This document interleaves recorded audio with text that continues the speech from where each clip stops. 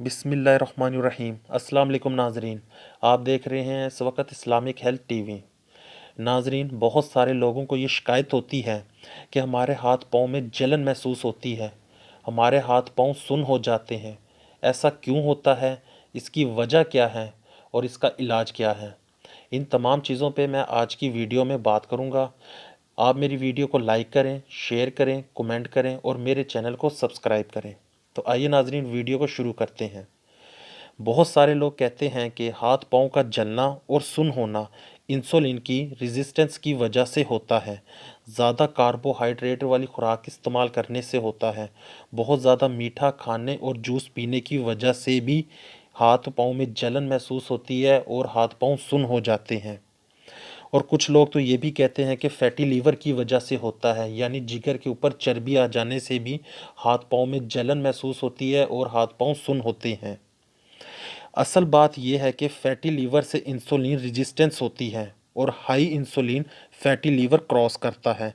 दोनों की वजह एक ही चीज़ है, शुगर का ज़्यादा होना, कार्बोहाइड्रेट्स वाली खुराक का ज़्यादा लेना और जूस वगैरह का ज़्यादा पीना। इनसे इंसुलिन रेजिस्टेंस काज होता है, फैटी लीवर काज होता है और ये दोनों रीज़न हाथ पाँव के जलने और हाथ पाँव के सुन्न होने की मेन वजह बनती हैं। इस पे कोई इख्तलाफ नहीं है। इसकी क्या वजह है कि हाई इंसुलिन की वजह से हाथ और पाँव में जलन महसूस होती है, हाथ और पाँव सुन्न होना शुरू हो जाते हैं।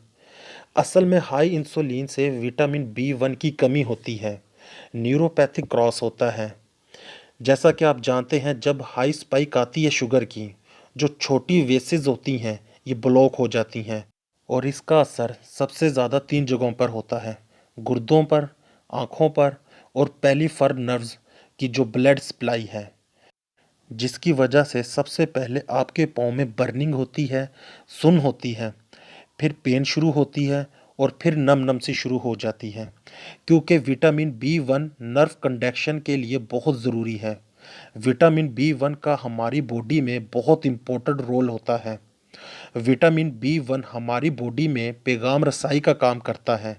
लिहाजा विटामिन बी 1 की कमी की वजह से हमारे हाथ पाँव सुन्न होना शुरू हो जाते हैं और हमारे हाथ पाँव में जलन का एहसास होता है।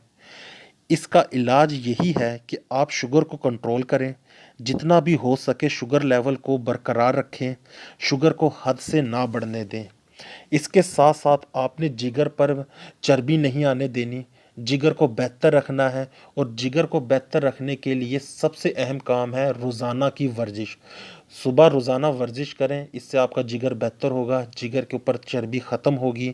लिहाजा आपने शुगर और जिगर दोनों को बेहतर रखना है और दोनों को बेहतर रखने के लिए आपने कार्बोहाइड्रेट्स वाली ग़िज़ाएं नहीं खानी, ज़्यादा मीठा नहीं खाना, ज़्यादा मीठा जूस नहीं पीना।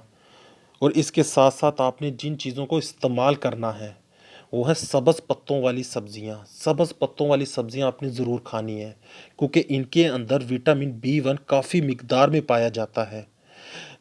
आपने जो विटामिन लेना है वो नेचुरल तरीके से लेना है, सब्जियों वगैरह से लेना है, फलों वगैरह से लेना है। इन ज़राए से जो विटामिन आपको हासिल होगा वो आपकी बॉडी को फ़ायदा देगा।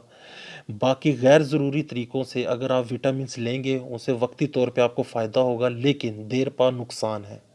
लिहाजा जो भी विटामिन लेना है नेचुरल तरीके से लेना है, ताकि आपकी सेहत बरकरार हो सके। मैं उम्मीद करता हूँ आपको मेरी ये वीडियो पसंद आई होगी। अपना और अपने घर वालों का ख्याल रखें। मिलता हूँ आपसे नेक्स्ट वीडियो में, तब तक के लिए अल्लाह हाफ़िज़।